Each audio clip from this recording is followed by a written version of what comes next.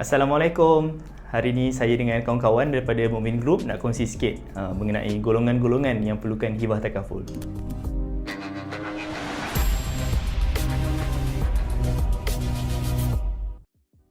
Dalam video kali ini kita tak nak kongsikan terlalu detail mengenai hibah takaful tu macam mana. Okey, tapi apa yang kita nak kongsikan kali ini ialah beberapa golongan yang sangat memerlukan hibah takaful. Okey, dan macam mana hibah takaful ni boleh membantu dia. Golongan yang pertama ialah pasangan yang beli rumah atas satu nama. Okey, sebagai contoh dia beli rumah letak nama husband. Okey, so nama atas geran nama husband, loan pun atas nama husband. Okey, so macam mana hibah takaful ni sangat-sangat perlu untuk dia? Satu benda yang kita kena faham ialah bila berlaku kematian, harta tu akan jadi harta pusaka. So rumah tu akan jadi harta pusaka. Jadi rumah tu perlu dibahagikan mengikut undang-undang harta pusaka lah. Sebagai contoh undang-undang faraid kalau kita dalam Islam. Okey, so adalah waris-waris lain yang akan berhak ke atas rumah tu. Ataupun yang sering berlaku kadang-kadang ialah kita letak nama wife. Okey, sebab apa letak nama wife? Sebab wife kerja kerajaan. Okey, so bila kerja kerajaan ni dapatlah buat loan kan, buat loan lepas tu interest rendah. Okey, tapi yang sebenarnya bayar dalam kes tu mungkin husband dia. Katalah husband dia meninggal dunia, rumah tak akan jadi free lah sebab MRTA ataupun MRTT atas nama wife. So dekat sinilah fungsi hibah takaful tu kita boleh gunakan untuk ringankan beban orang-orang yang kita tinggalkan. Golongan yang kedua adalah pasangan yang membeli rumah atas dua nama ataupun joint ownership. Sebagai contoh, saya berikan dalam kes ni pembayar dia adalah suami walaupun loan tu atas nama suami dan isteri. Dan jika suami meninggal, loan rumah tersebut akan di-cover oleh MLTT ataupun MRTA untuk bahagian suami sahaja. Dan bagi bahagian isteri pula tetap perlu dibayar seperti biasa. Ini akan menjadi satu masalah untuk isteri yang tidak mempunyai pendapatan ataupun kemampuan untuk membayar hutang-hutang tersebut. Jadi, sebagai seorang suami, anda perlulah menyediakan plan hibah takaful untuk isteri anda. Kenapa? Kerana hibah takaful ni menyediakan wang yang segera dan garanti. Jadi, si isteri ni tidak perlulah risau lagi tentang siapa yang perlu bayar hutang yang ditinggalkan oleh suami. Golongan ketiga ialah orang yang mempunyai banyak hutang dan komitmen. Saya ambil contoh seorang suami yang bekerja, seorang isteri suri rumah dan mempunyai dua orang anak yang masih kecil.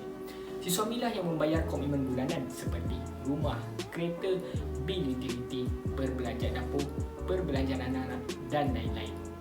Sekiranya ditakdirkan si suami pergi, adakah si isteri mampu untuk menggantikan tempat si suami membayar komitmen bulanan?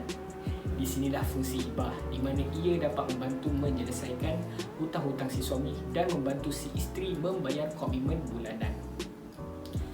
Hibah juga dapat berfungsi sebagai income replacement sekiranya si suami hilang upaya untuk bekerja akibat cacat kekal ataupun lumpuh. Sedikit sebanyak ia dapat membantu keluarga tersebut membayar komitmen bulanan dan menyelesaikan hutang-hutang. Okey, golongan yang keempat pula adalah pasangan yang hanya memiliki anak perempuan sahaja. Kenapa pasangan ini sangat memerlukan hibah takaful? Kerana kewujudan anak lelaki mampu menghalang waris si mati, sebagai contoh bapa saudara, daripada menerima harta pusaka tersebut. Contohnya, si ayah meninggal dunia dan hanya meninggalkan anak perempuan. Jadi, mengikut pembahagian harta pusaka menggunakan sistem faraid, waris si mati sebagai contoh bapa saudara adalah berhak untuk menerima harta pusaka yang ditinggalkan. Golongan kelima adalah pasangan yang mempunyai anak OKU. Ibu bapa boleh menghibahkan harta untuk anak istimewa ini dan melantik pemegang amanah yang nantinya akan menguruskan harta demi kepentingan mereka. Perkara ini tidak boleh dipandang ringan kerana ia membabitkan masa depan dan kelangsungan hidup mereka yang tidak mampu untuk menguruskan hak mereka sendiri. Golongan yang terakhir adalah ahli perniagaan. Saya yakin semua ahli perniagaan ingin mewariskan perniagaan mereka kepada keluarga masing-masing ataupun business partner. Tapi mereka lupa bahawa mereka turut mewariskan hutang kepada orang yang tersayang. Jadi, bagaimana hibah takaful dapat membantu mereka? Yang pertama adalah untuk membayar hutang.